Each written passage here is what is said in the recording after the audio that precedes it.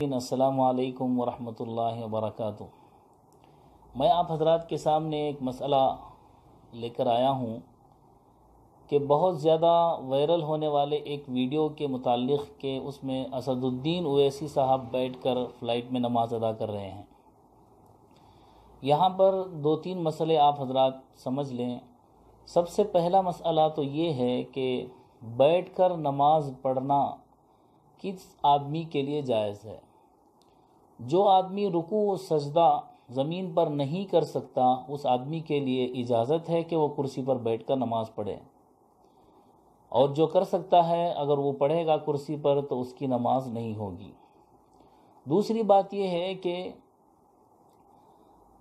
یہاں پر اسد الدین اویسی صاحب رکوع اور سجدے پر قادر ہیں، یا کوئی بھی آدمی جو ریل میں یا جو ہے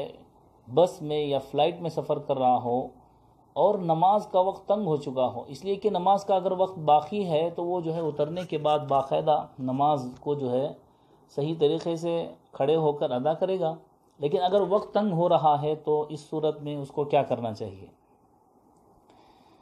جو شخص کھڑے ہونے پر قادر ہے، قدرت رکھتا ہے، طاقت رکھتا ہے، وہ اگر بیٹھ کر نماز پڑھ رہا ہے تو اس کی نماز لا محالہ نہیں ہوگی۔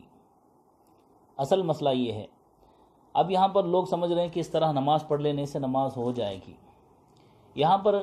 میں آپ کو ایک مسئلہ بتا دوں کہ فاقد الطہورین، کہ جو آدمی دونوں طہارت کی چیزوں یعنی پانی اور مٹی پر قدرت نہیں پاتا، جیسا کہ فلائٹ میں اگر ہے کوئی آدمی، اس کو جو ہے پانی نہیں مل رہا ہے، ٹرین میں ہے آدمی، اس کو پانی نہیں مل رہا ہے، یا ایسی چیز نہیں ہے جس پر وہ تیمم کر سکے، یا جو ہے کھڑے ہونے کی جگہ ہی نہیں ہے، تو ایسے آدمی کے لیے کیا مسئلہ ہے کہ وہ کیا کرے؟ تو امام ابو حنیفہ رحمۃ اللہ علیہ کا مسلک تو یہ ہے کہ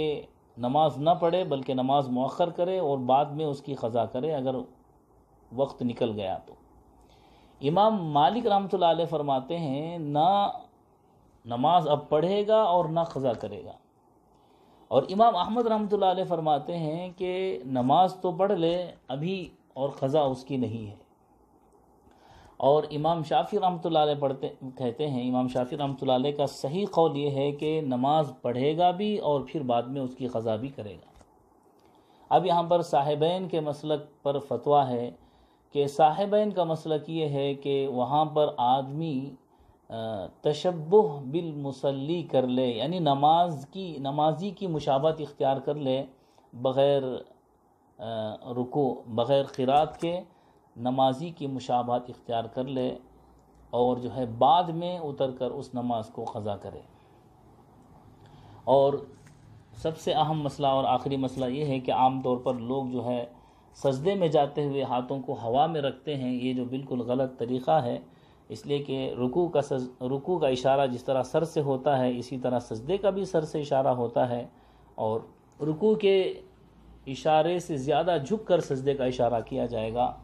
یہ یہاں پر اس مسئلے کی بھی وضاحت جو ہے کر دی گئی۔ میں نے جو باتیں کہی ہیں، دارالعلوم کا فتویٰ بھی ہے کہ اگر کوئی آدمی فلائٹ میں بیٹھ کر نماز پڑھے، جو آدمی کھڑے ہونے پر طاقت رکھتا ہے تو اس کی نماز نہیں ہوگی، تو لہٰذا وہ آدمی نماز کو جو ہے بعد میں دہرائے گا، نماز اس سے معاف نہیں ہوگی۔ اس ویڈیو کے آخر میں آپ کو جو ہے دونوں فتاوے انشاءاللہ آپ کو بتلا دیے جائیں گے، آپ حضرات اس کو نظر فرما لیں۔ السلام علیکم ورحمۃ اللہ وبرکاتہ۔